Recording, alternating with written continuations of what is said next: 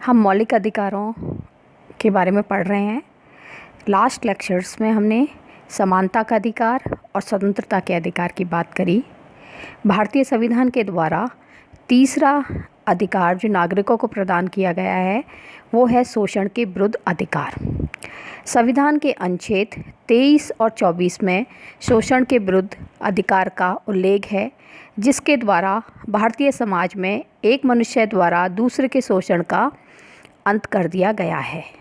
हमारे देश में सदियों से अनेक सामाजिक कुरीतियाँ फैली हुई हैं, जैसे कि बेगार, ज़बरदस्ती श्रम लेने तथा बच्चों से कठिन कार्य कराने इत्यादि की प्रथा प्रचलित थी। संविधान के निर्माताओं ने इस उपबंध के द्वारा इन सामाजिक बुराइयों तथा प्रथा को अंत करने का निर्णय किया है। अनुच्छेद 23 के अनुसार मनुष्यों का क्रय विक्रय करना, जिसमें स्त्री पुरुष और बच्चों शामिल है, अपराध घोषित किया गया है। इस अपराध के लिए कानून द्वारा दंड देने की व्यवस्था की गई है। बेगारी और अन्य ज़बरदस्ती लिया हुआ श्रम निषिद्ध कर दिया गया है और इस प्रावधान के उल्लंघन को दंडनीय बताया गया है। अर्थात अब मनुष्यों का क्रय विक्रय करना और ज़बरदस्ती उनसे बेगारी करवाना दंडनीय अपराध है। लेकिन राज्य को सार्वजनिक हित में अनिवार्य सेवा लेने का अधिकार है, लेकिन राज्य अनिवार्य सेवा लेने में धर्म, मूल वंश, जाति, वर्ग आदि के आधार पर या इनमें से किसी एक आधार पर नागरिकों के मध्य भेद नहीं कर सकता। अनुच्छेद 24 के अनुसार 14 वर्ष से कम आयु वाले बालक या बालिकाओं को किसी कारखाने, खान या अन्य किसी प्रकार के खतरनाक कार्यों में नहीं लगाया जा सकता। ये व्यक्ति को शोषण से रक्षा करने वाले अधिकार हैं। चौथा अधिकार धार्मिक स्वतंत्रता का अधिकार है। संविधान के अनुसार भारत एक धर्मनिरपेक्ष राज्य है। भारत जैसे देश में विभिन्न धर्मों के लोग निवास करते हैं। संविधान निर्माताओं ने सभी धर्म के लोगों को अंतःकरण की स्वतंत्रता तथा धार्मिक प्रसार करने का समान रूप से अधिकार दिया है। हमारे संविधान के अंतर्गत अनुच्छेद 25 से लेकर 28 तक धार्मिक स्वतंत्रता के अधिकार का उल्लेख किया गया है।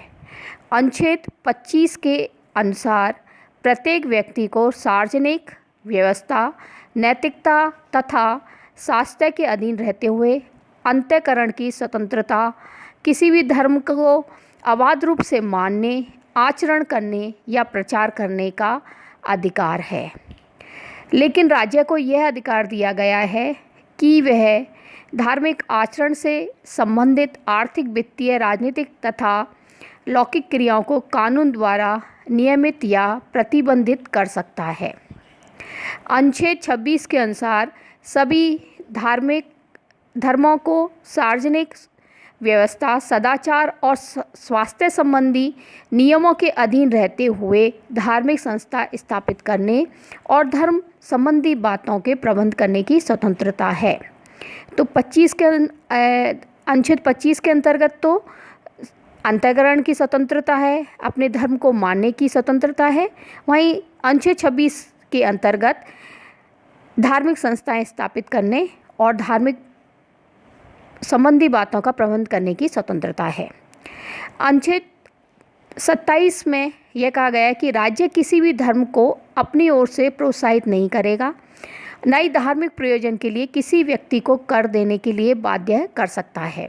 तो अनुच्छेद 27 यह स्पष्ट करता है कि सामान्य तौर पर राज्य द्वारा किसी भी तरह के धार्मिक मामलों में हस्तक्षेप नहीं किया जाएगा और धार्मिक प्रयोजन के लिए कर देने के लिए बाध्य नहीं किया जाएगा। अनुच्छेद 28 के अनुसार राज्य के द्वारा संचालित शैक्षणिक संस्थाओं में जिनका पूरा खर्च राज्य निधि से मिलता है, धार्मिक शिक्षा नहीं दी जा सकती। उन शैक्षणिक संस्थाओं में जिनका प्रबंध धार्मिक संस्थाएं करती हैं, किसी भी व्यक्ति को धार्मिक शिक्षा प्राप्त करने के लिए बाध्य नहीं किया जा सकता। धार्मिक स्वतंत्रता से संबंधित ये चारों अनुच्छेद धार्मिक स्वतंत्रता का अधिकार पत्र कहा गया है और इनके द्वारा भारतीय जनता की धार्मिक भावनाओं का आदर किया गया है और धार्मिक सहिष्णुता का संदेश दिया गया है। पांचवा मौलिक अधिकार संस्कृति तथा शिक्षा संबंधी अधिकार है। संविधान के अनुच्छेद 29 और 30 में संस्कृति तथा शिक्षा संबंधी अधिकार का वर्णन किया गया है। इन उपबंधों के अंतर्गत विभिन्न वर्ग के लोगों की संस्कृति की रक्षा का प्रावधान किया गया है। इसके अंतर्गत निम्न हैं: भारत के राज्य क्षेत्र अथवा उसकी किसी भी भाग के निवासी नागरिकों के किसी वर्ग को जिसकी अपनी भाषा, लिपि या संस्कृति है, उन्हें बनाए रखने का अधिकार है।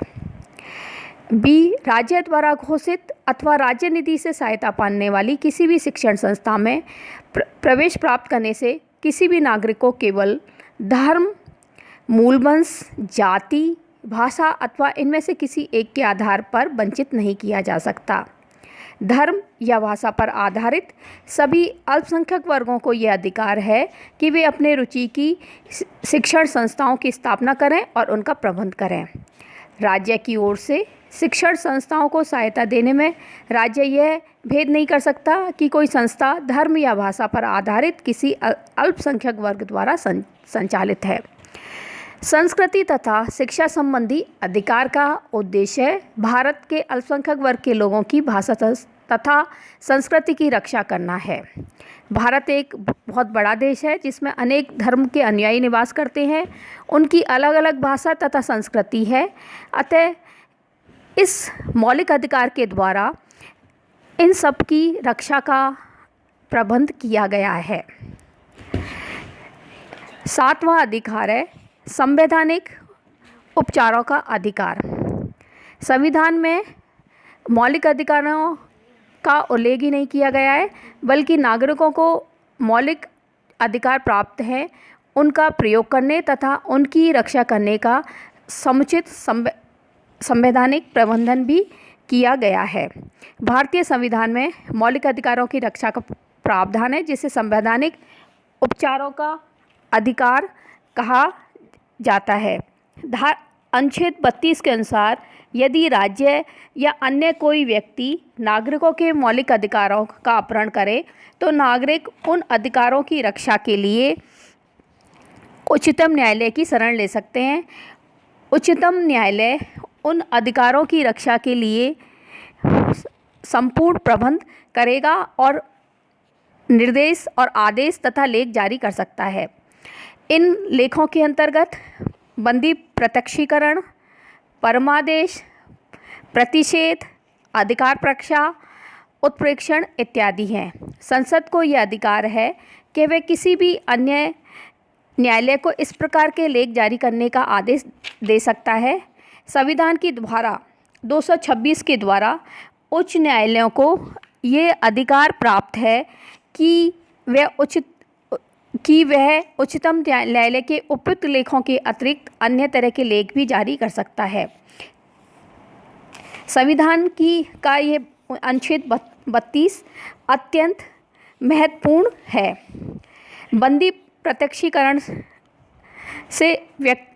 प्रत्यक्षीकरण व्यक्तिगत स्वतंत्रता के लिए अत्यधिक महत्वपूर्ण है। यह उस व्यक्ति की प्रार्थना पर जारी किया जाता है जो यह समझता है कि उसे अवैध रूप से बंदी बनाया गया है। इसके द्वारा न्यायालय बंदी करने वाले अधिकारी को आदेश देता है कि वह बंदी बनाए गए व्यक्ति को निश्चित समय और स्थान पर उपस्थित करे, जिससे न्यायालय बंदी बनाए जाने के कारणों पर विचार कर सके और यह निर्णय कर सके कि उसे बंदी बनाना वैध है या अवैध है। इस तरह से बंदी प्रत्यक्षीकरण व्यक्तिगत स्वतंत्रता को बनाए रखने का लेख है। दूसरा जो लेख है वो है परमादेश। परमादेश का लेख उस समय जारी किया जाता है जब कोई अधिकारी अपने सार्वजनिक कर्तव्य का निर्वाह नहीं करता। इस प्रकार के लेख के आधार पर अधिकारी को कर्तव्य का पालन करने का आदेश जारी किया जाता है। तीसरा है संवैधानिक उपचारों का लेख प्रतिषेध, और यह सर्वोच्च न्यायालय तथा उच्च न्यायालय द्वारा निम्न न्यायालयों तथा अर्ध न्यायिक न्यायाधिकरणों को जारी किया जाता है। इसके अंतर्गत यह आदेश दिया जाता है कि इस मामले में वो अपने यहाँ कार्यवाही स्थगित कर दें, क्योंकि यह मामला उनके अधिकार क्षेत्र के बाहर है। 5वां लेख है उत्प्रेषण। यह लेख किसी विवाद में निम्न न्यायालय से उच्च न्यायालय में भेजने के लिए जारी किया जाता है, जिससे वे अपनी शक्ति से अधिक अधिकारों का उपयोग न करें या अपनी शक्ति का दुरुपयोग करते हुए न्याय के प्राकृतिक सिद्धांतों को भंग न करें। इस आज्ञा पत्र के आधार पर उच्च न्यायालय निम्न न्यायालयों से किन्हीं विवादों के संबंध में सूचना प्राप्त कर सकते हैं। 6वां है अधिकार परीक्षा। जब कोई व्यक्ति ऐसे पदाधिकारी के रूप में कार्य करने लगता है जिस रूप में कार्य करने का उसे वैधानिक रूप से अधिकार नहीं है, तो न्यायालय अधिकार परीक्षा के आदेश द्वारा उस व्यक्ति से पूछता है कि वह किस आधार पर इस पद पर कार्य करता है। इस प्रकार अनुच्छेद 32 अत्यंत ही महत्वपूर्ण है। यह उन उपचारों का प्रावधान करता है जिनके बिना अधिकार निरर्थक हैं।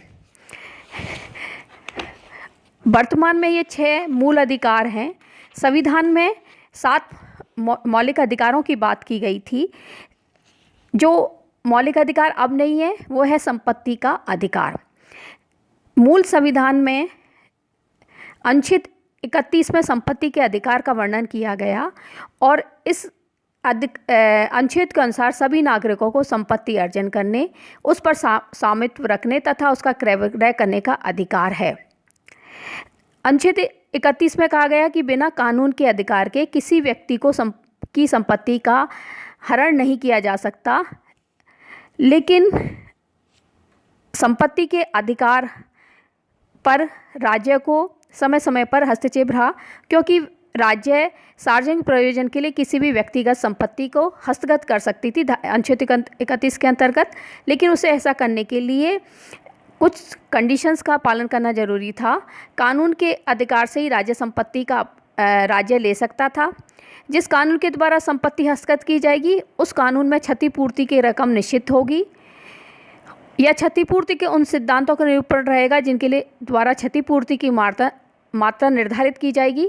इस प्रकार का कानून तब तक लागू नहीं होगा जब तक राष्ट्रपति ने उस पर स्वीकृति नहीं दे दी हो। संविधान के स्वीकृत होने के बाद अनेक राज्य जमींदारी उन्मूलन तथा भूमि सुधार संबंधी कानून बना रहे थे।